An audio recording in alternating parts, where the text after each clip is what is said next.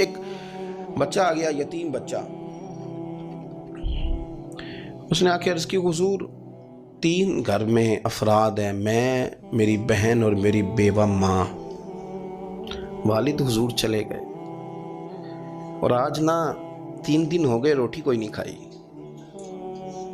میں اس منظر کو بھی جانتا ہوں کہ جب یتیم گھر میں اکٹھے بیٹھے ہوتے ہیں اور پتہ ہوتا ہے ان کو کہ ہماری اماں کے پاس آج پیسے کوئی نہیں اور گھر میں روٹی بھی کوئی نہیں، تو پھر ان کو بھوک ہی نہیں لگتی۔ ہاں نہیں لگتی۔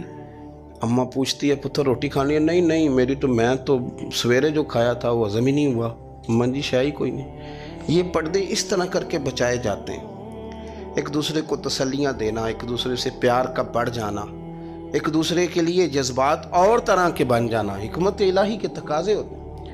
یا رسول اللہ صلی اللہ تعالیٰ علیہ وسلم، بیوہ ماں ہے، یتیم بہن ہے، 3 دن سے کھایا کچھ نہیں، قربان جائیں وہ گھر جہاں سے کائنات کھاتی ہے ساری۔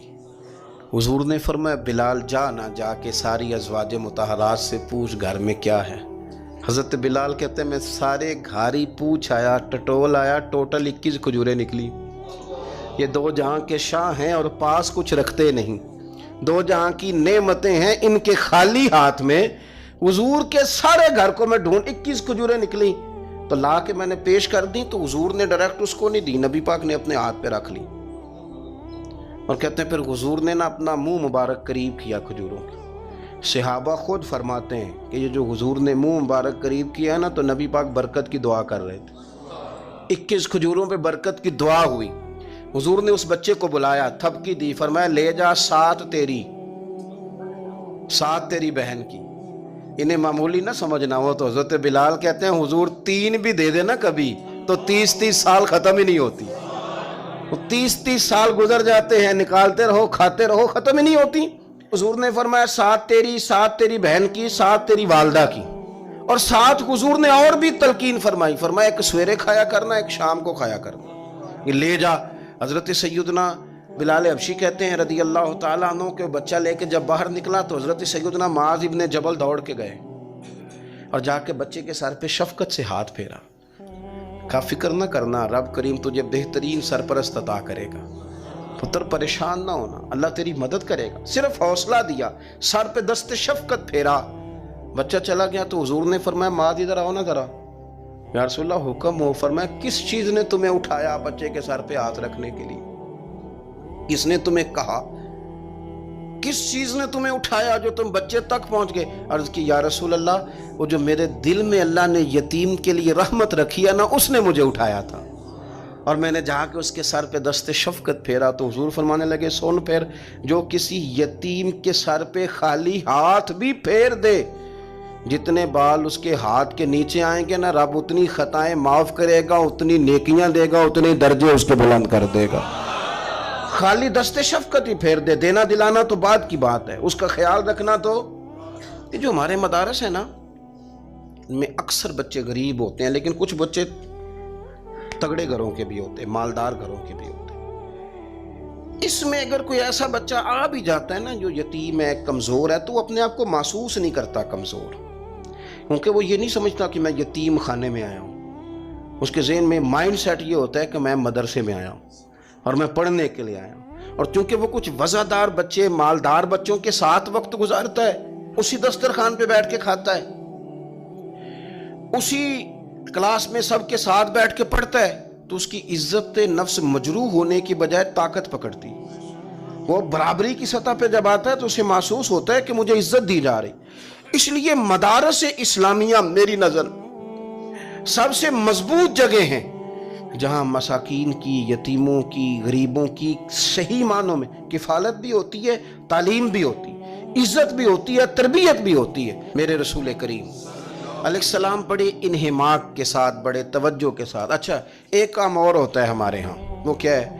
اگر کوئی یتیم مال چھوڑ گیا نا اس کا باپ، تو پھر تو بارے نہیں آ رہے ہیں اس کے، پھر تو اللہ خیر کرے کہ بہت سارے مل جائیں گے کفالت کرنے والے، بہت سارے ملیں گے دھیان رکھنے والے، بڑے سارے ملیں گے توجہ دینے والے۔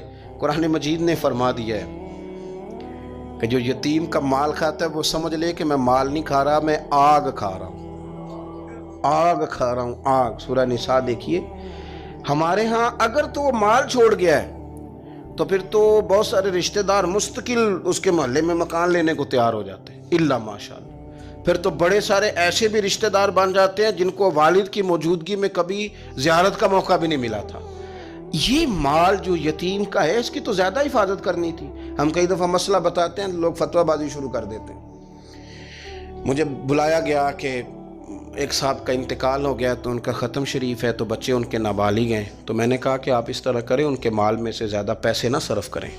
نہیں جی نہیں، بڑے پیسے کمائے ہیں جی، اس نے ساری زندگی باہر نکالی ہے تو لاکھوں کروڑوں کمائے ہیں، تو چھوٹا گوشت پکائیں گے، بکرے کا گوشت پکائیں گے اور ہم ان کا ختم شریف دلائیں گے۔ تو میں نے کہا صاحب آپ رشتہ دار ہیں، ان کے بچوں کے مال کی حفاظت کریں۔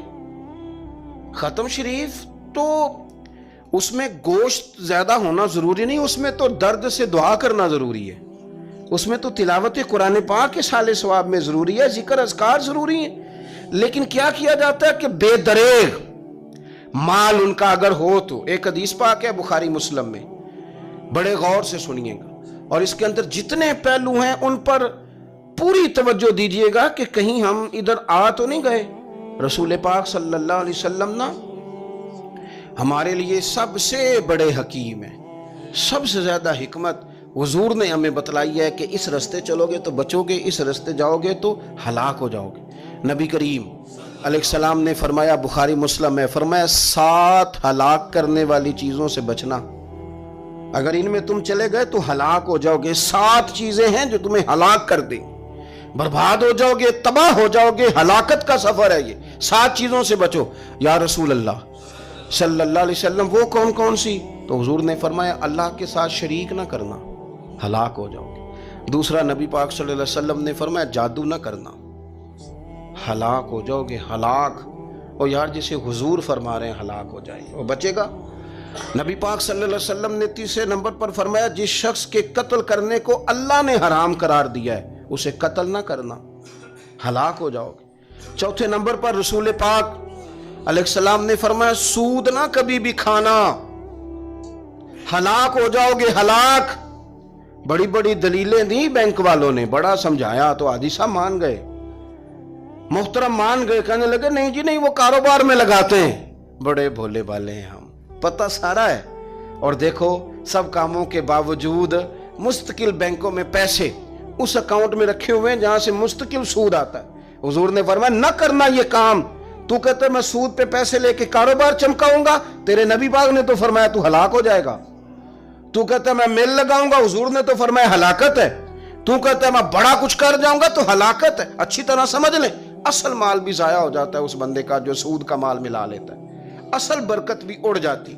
اور میرے نبی پاک صلی اللہ علیہ وسلم نے 5ویں نمبر پہ فرمایا یتیم کا مال نہ کھانا، ہلاک ہو جاؤ گے۔ نہ کھانا ان کا مال، یہ کروڑوں ہو، اربوں ہو یا 10 روپے ہو، یتیم کا پیسہ نہ کھا جانا، ہلاک ہو جاؤ گے، ہلاکت تمہیں آ لے گی۔ اور پھر 6 نمبر پر نبی پاک علیہ السلام نے فرمایا کفر سے جہاد ہو رہا ہو تو کبھی پیٹ پھیر کے بھاگنا نہ، ہلاک ہو جاؤ گے۔ اور 7ویں نمبر پر اللہ کے رسول نے فرمایا بے قصور اور بے گناہ عورت پر تہمت نہ لگانا، بلا وجہ بہو کے کھاتے نہ کچھ ڈال دینا، بلا وجہ بھابھی اور بیوی اور کسی بھی خاتون پر کوئی الزام بے قصور عورت پر بہتان نہ لگانا۔ مار مار کے ایک شخص نے بحال کر دیا بیوی کو اور بعد میں پتا چلا کہ جی مجھے شک ہے تویز کراتی ہے۔ کیا آپ کی سوچ ہے؟ مسلمان اللہ کو ماننے والا اور اس باتوں پر الزام لگائے گا تویز کرا کے لاتی؟ بے قصور عورت پر بہتان، یہ ایک تو بات ہے اسے مارنا، اور ایک یہ ہے کہ کوئی تکلیف دینا، اور ایک خالی اتنی بات کی کہ بہتان بھی نہ لگانا، اس پر الزام نہ لگانا، یعنی تم نے صرف بے قصور عورت پر الزام ہی لگایا تو حضور فرماتے ہیں ہلاک ہو جاؤ گے۔ یہ ہلاکت والا کام ہے، لیکن ہم بغیر سوچے سمجھے کہہ دیتے ہیں اس نے کہا ہے، اس نے کیا ہے، یہ کرتی ہے، یہ کام نہیں کریں۔ یہ 7 وہ چیزیں ہیں جو ہلاک کر دیں گی۔ نبی پاک صلی اللہ تعالیٰ علیہ وآلہ وسلم فرماتے ہیں میں نا جنت کا دروازہ کھولوں گا تو ایک عورت کو نا میں سبقت لے جاتے ہوئے دیکھوں گا، یعنی وہ جلدی سے جنت میں داخل ہو رہی۔ یا بعض شارحین کہتے ہیں کہ حضور داخل ہوتے ہی سب سے پہلے اس کا چہرہ دیکھیں گے، حضور فرمائیں گے تو پہلے ہی آ گئی، بی بی جنت میں، حضور نے دروازہ کھولا تو جلدی سے نظر آئی، تو پہلے آ گئی۔ سب نے لکھا ہے کہ اس عورت کی شان یہ ہے کہ سب سے پہلے جنت میں گئی۔ میں نے حدیث پڑھی تو میں نے نیچے حاشیے میں لکھا، میں نے کہا میرا خیال یہ ہے کہ اس کی زیادہ شان یہ ہے کہ جنت میں اس کی سب سے پہلی ملاقات مدینے والے محبوب سے ہو گئی۔ یہ دیکھو کتنی بڑی شان۔ حضور فرمانے لگے تو کیسے پہلے آ گئی، کون ہے تو؟ وہ کہنے لگی حضور میں بیوہ ہوں، میرے بچے یتیم تھے، میں نے ان کی خاطر نہ بیٹھی رہی، میں نے نکاح نہیں کیا، میں نے ان یتیموں کی پرورش کی، بیوہ بن کے زندگی گزار دی، ان یتیموں کے لیے بیٹھی رہی۔ اس کو جائز ہے، یہ کر سکتی تھی، لیکن اس نے سوچا کہ میں ان کی نگہبانی یتیموں کے لیے بیٹھی رہی۔ آج شان یہ ہے کہ مدینے والے کے لیے جب دروازہ کھلا ہے تو اس بی بی کو بھی رب کریم نے فوراً ہی جنت عطا فرما دی۔ یہ سب سے پہلے گئی۔ میں نے دیکھی ہیں ایسی عورتیں 23 سال میں بیوہ ہوئی پر عمر بچوں کے نام کر دی۔ اسے پتہ تھا کہ کل کو جب یہ بڑے ہوں گے تو یہ اپنے کمرے کا دروازہ بند کر لیں گے، یہ نہیں پوچھیں گے کہ اماں سوئی ہے کہ جاگ رہی ہے، ان کا آنا جانا الگ سے ہو جائے گا، ان کے تعلقات اپنے ہو جائیں گے، پر یہ بیٹھی رہی، یہ بیٹھی رہی۔ اس نے بچوں کو وقت دیا تو بچے تو کیا اس کو صلہ دیتے تھے، رب نے یہ صلہ دیا ہے کہ سب سے پہلے اسے جنت میں داخلہ عطا فرمایا۔ ابو داؤد شریف میں مسند امام احمد بن حنبل میں حدیث ہے، نبی پاک صلی اللہ علیہ وسلم کے چچا زاد تھے حضرت جعفر طیار، مولا علی شیر خدا کے بھائی تھے، جنگ موتا میں شہید ہو گئے۔ وہاں سے کوئی خبر لے کے نہیں آیا، لیکن رب خبریں دیتا ہے نا اپنے حبیب کو، اللہ غیب کے خزانوں کی کنجیاں دیتا ہے اپنے محبوب کو۔ نبی کریم صلی اللہ تعالیٰ علیہ وسلم نا ان کے گھر گئے، ان کی زوجہ کا نام اسماء بنت امیس تھا۔ حضور نے فرمایا اسماء میرے بھتیجوں کو میرے پاس لاؤ، محمد بن جعفر اور عبداللہ بن جعفر رضی اللہ تعالیٰ عنہ۔ بچے قریب آئے، حضور کو پتہ ہے ان کے والد شہید ہو گئے۔ نبی پاک نے اپنی ناک مبارک ان کے رخساروں پہ رکھے، پھر حضور نے ان کا ماتھا چوما، پھر نبی پاک صلی اللہ علیہ وسلم نے سینے سے لگایا، فرمایا حجام کو بلاؤ نا ذرا، ان کے بال تراشے کتنی بڑے ہو گئے، حجامت ہونے والی۔ حضور پیار کر رہے تھے، آنکھوں میں آنسو تھے، تو جناب اسماء قریب آئیں، کہنے لگے حضور میرے شوہر کی کوئی خبر آ گئی ہے؟ تو نبی پاک صلی اللہ تعالیٰ علیہ وسلم نے گردن مبارک اٹھائی تو آنکھوں میں آنسو تھے، فرمایا رب نے میرے بھائی کو شہادت کا درجہ عطا کیا ہے، فرمایا کوئی آہ و بقا نہ کرنا میرے بھائی پر، اللہ نے اسے شہادت کا درجہ دیا ہے۔ حضرت جعفر طیار کے گھر والوں کے لیے حضور نے صحابہ کو حکم دیا کہ یہ غم میں ہیں، ان کے لیے کھانے پکا کے لاؤ۔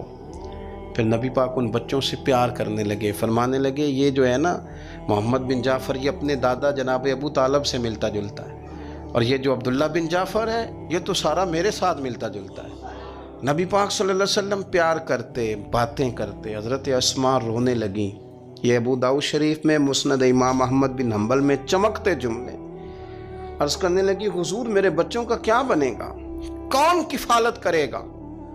قربان جائیں رسول پاک صلی اللہ علیہ وسلم کے کیا جملے، یتیموں کے لیے حضور کا نوازنے کا کیا انداز ہے۔ فرمایا اسماء تو فکر نہ کر، انا ولیہم فی الدنیا والآخرہ، فرمایا میں دنیا میں بھی ان کا وارث بنوں گا، قیامت کے دن بھی ان کا وارث بنوں گا۔ تو صرف دنیا کی بات کرتی ہے کہ نظام معیشت کا کیسے چلے گا، اور میرا وعدہ یہ ہے کہ دنیا میں بھی ان کی سرپرستی کروں گا، آخرت میں بھی سرپرستی کروں، آخرت میں بھی میں ان کا خیال رکھوں گا۔ آپ غور تو فرمائیں، توجہ تو کریں کہ اس قدر زیادہ حضور کا انہماک اس طبقے کے ساتھ ہمیں اپنے دائیں بائیں عزیزوں میں، رشتہ داروں میں، دوستوں میں، علاقہ میں، پڑوسیوں میں، محلے داروں میں دیکھنا چاہیے۔ یہ بچے بیچارے میں نے دیکھا ہے، ان کے بگڑنے میں اصل بات یہ ہوتی ہے کہ کوئی مخلص ہو کے سرپرست نہیں بنتا۔ آگے بڑھیں، اپنی اپنی خدمات پیش کریں، اور جس طرح ہمارا بچہ بگڑ جائے تو ہم اس کے لیے پوری کوشش کرتے ہیں، جدوجہد کرتے ہیں، حالات، واقعات، پس منظر، پیش منظر کا جائزہ لیتے ہیں کہ کون سے اسباب اختیار کیے جائیں تو یہ ٹھیک ہو سکتا ہے۔ وہ ساری چیزیں ان کے لیے بھی ہمیں اختیار کرنی چاہیے، اور یہ بچے اگر احساس ذمہ داری پکڑ جائیں، جو وارث سے محروم ہو جاتے ہیں، یہ اگر احساس ذمہ داری پکڑ جائیں تو پھر یہ قوموں کی قیادت کرتے ہیں، پھر یہ بہت بڑے جانباز ثابت ہوتے ہیں، پھر یہ اپنے گھر گھرانے کا نہیں، یہ ملتوں کے، قوموں کے لیے مشعل راہ بنتے ہیں۔ لیکن شرط یہ ہے کہ ہم ان کے لیے اپنے دلوں کو کشادہ کریں، سینوں کو وسیع کریں۔ اللہ کریم سمجھنے کی توفیق عطا فرمائے۔ آخر دعوانا ان الحمد